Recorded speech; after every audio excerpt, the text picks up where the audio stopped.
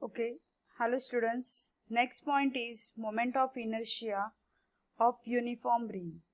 So in earlier lectures we see what is a moment of inertia, which formula is moment of inertia I is equal to product of mass and square of distance between them.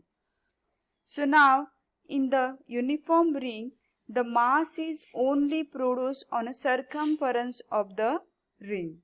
So that's why the distance is same for each mass, that is capital R. So it is a algebraic sum or summations of these all masses.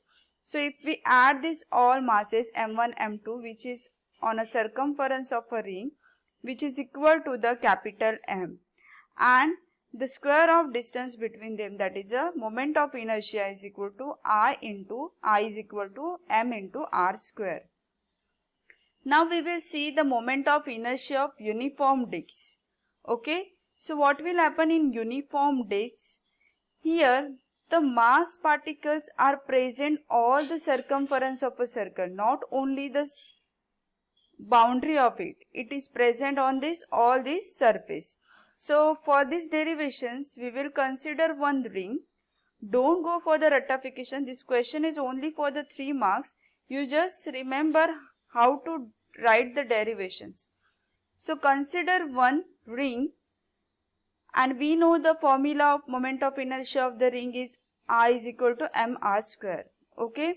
So the surface density of this disk is total mass of the disk divided by area, because density formula is mass upon area. Area of the disk is pi r square. Okay. So this is equation number 1. Now what is the area of ring? Consider one ring.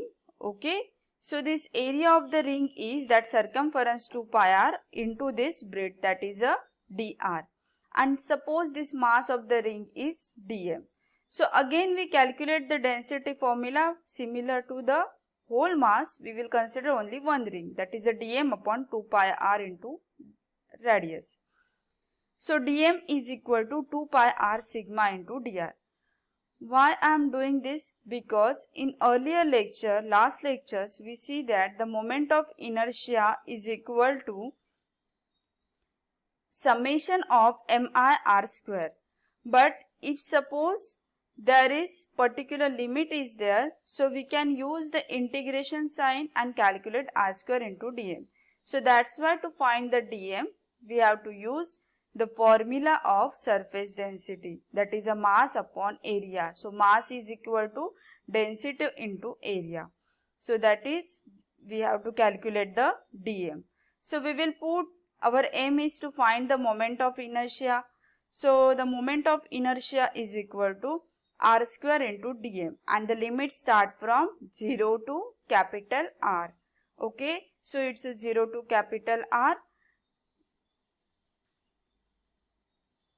and the dm is, put this value in equation number 2, 2 pi r sigma into dr. Here 2 pi and density of this disk is constant, so take it outside from the integration sign. So only 0 to r cube into dr. So integrations of r cube is add 1 power, that is r raised to 4 upon 4. Now we will put the value of sigma in terms of whole mass and whole density in equation number 1. So we will put this.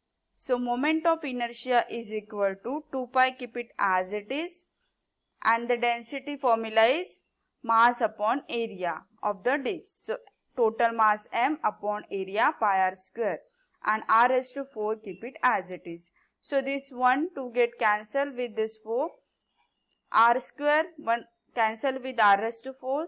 So this answer is half mr square, and pi also get cancelled. So moment of inertia of a disk is half mr square. Okay. Moment of inertia ring is also same. Moment of inertia of disk is also same. Now the radius of gyrations. What is the radius of gyration? 2 marks question is there. You can use the formula of moment of inertia half mr square, or sometimes there is a formula r, that is half, that is mk square. so that k is called as a radius of gyration. For example, consider one rigid body. Okay, and these all particles have mass are same, that is a capital M, or consider small m. Okay, we know the moment of inertia formula, that is I is equal to m1 r1 square m2 r2 square, but m is common, so keep it outside, r1 square plus r2 square. Now suppose there is n number of particles, so multiply this n and divide this n. So this small m and number of particles means total mass of that body. So we will write the mn is equal to capital M, and r1 square upon r2 square, r1 square plus r2 square up to rn divided by n.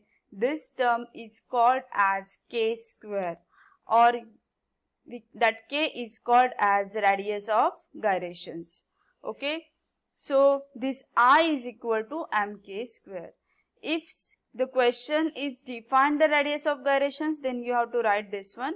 Or if suppose in the numericals there is a total mass of the particles is given, that is a capital M is given, so then you can use this formula, that is I is equal to mk square. Instead of individual mass m1, m2, m3, if whole mass m is given and r1, r2, r3 distance of each particles are given, then directly you can use the moment of inertia is equal to mk square. Okay, hope you enjoy these lectures. Thank you.